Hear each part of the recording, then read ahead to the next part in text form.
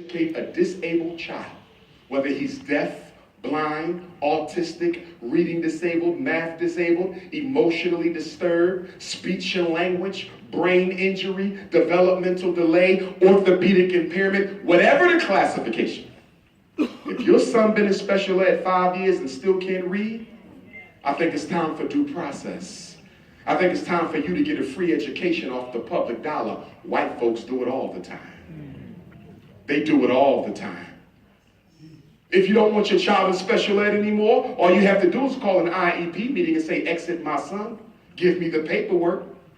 They can challenge you, but few school districts will challenge a parent who wants to remove their kid from special ed. The power is in your hands. If you don't agree with the evaluation, you have a right to a second opinion. You find the psychologist and they must conduct the evaluation. You're always in control. But what I need y'all to understand is that the learning disability is an opinion, not a fact. What do you think happens when your son comes into my office? What do you think happens when your daughter comes into my office and I shut the door? I give them the IQ test. I give them an achievement test. I give them an emotional assessment. I give them a psychological screener. I observe them in class. I interview you. I interview the teacher. I look at the previous evaluations. And based on what I see, I make an educated guess. I make an educated guess as to whether or not I think they might be learning disabled. Can I prove it? No. There's no blood test, no CAT scan, no MRI, no X-ray that can prove a learning disability. The same thing for ADHD, same thing for ODD, same thing for conduct disorder. They were made up by the Wall Street drug companies to make $30 billion a year off of black parents who can't teach their sons how to sit still. And let me be clear. The black boy's problem is not learning. He loves to learn, trust me. Our boys love to learn. You see how your son looked the first day of school? You ever see the kindergarten black boy when he's 5 and 6? He woke before you, mommy, let's go. First grade, mommy, let's go. Second grade, mommy, can we go in early? Third grade, come on, mama. Fourth grade, mama, can I stay home? What happened?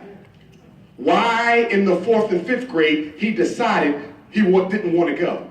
Because the verbal abuse that he took from Miss Slurbanowski for 4 years is beginning to eat away at his love for education.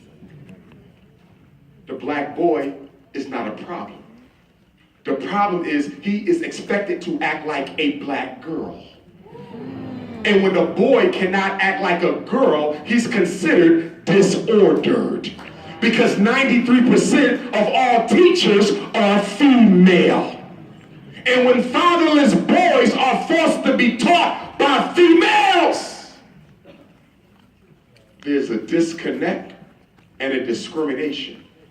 Black boys suffer double jeopardy. First, you're mistreated because you're black, and then you're mistreated again because you're a male. In other words, the schools are blackmailing our boys. These are the facts. Parents, once every 3 years, make sure you request a complete copy of your son or daughter's academic record once every 3 years. Why? Because things go into the record that you never see. And then one day you decide you're going to transfer Raheem from school A to school B, straight A's and B's, and you get a letter saying he was denied. And then you find out later he was denied because they saw a certain pink slip that didn't look too well. Made your son look like a criminal or an animal. Had you caught it, you could have challenged it. There's a law, parents, known as the Family Educational Rights and Privacy Act of 1974. It gives you a complete copy to everything with your child's name on it in the school building. When's the last time you got a copy of his record? Do you know teachers put stuff in there all day long? You don't know what's in your baby's record, and it's time for you to get a copy of it. I want to transition now And I'm going to talk about racism for a minute, because although we suffered from racism more than any other people, I think we understand it the least. What are the three main laws of white supremacy? Law number one, Detroit: all white people are racist.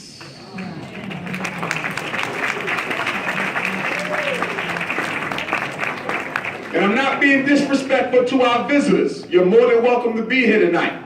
Maybe you'll use the information and help somebody. I doubt it, but you might. All white people are racist. Everyone. Rich, poor, upper class, low class, the Muslim, Christian, Italian, Jew, all of them. But why you have such a problem understanding this, black folks? The reason we have a problem accepting the reality that all white folks are racist is because we keep on equating racism with racial hatred. We keep on equating racism with animosity. In order for a white person to be a racist, he gotta hate black people. I disagree. Racism has nothing to do with attitude. Racism has nothing to do with anger. Racism has nothing to do with hatred. You can be angry at blacks, you can hate, you can have animosity, but racism is about two things that have nothing to do with emotion: power and privilege. This is why you don't understand white folks. You say, Dr. Umar, how can you say all white folks are racist? Do you know that it was a white woman who helped me find my job? Do you know it was a white man who helped get my son out of jail? Do you not know it was a white person who saved my baby's life? That's no contradiction to what I'm saying. Well, why ain't it? Because every white person you just named only helped one black person. White people are allowed to help individual blacks. That's never a problem with racism. But what they will never do is change something systemically that eats away at the advantage they have over you.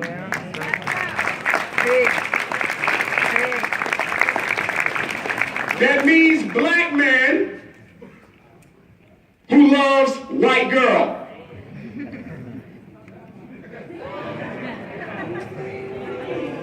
And I know some of you in here, because you write me dirty emails talking about you don't understand why you having a white woman got anything to do with your participation in the freedom struggle. So let me help you understand this.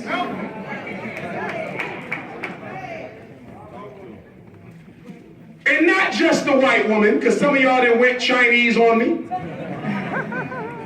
Some of y'all done went Arab on me. Some of y'all done went East Indian. And some of y'all done did this new thing. It's the Mediterranean look where you don't know what race she is. When you marry a white woman, you don't just marry her, you marry her family. You don't just marry the family, you marry the community. You don't just become part of a community, you marry her race. Everything good about it and not so good.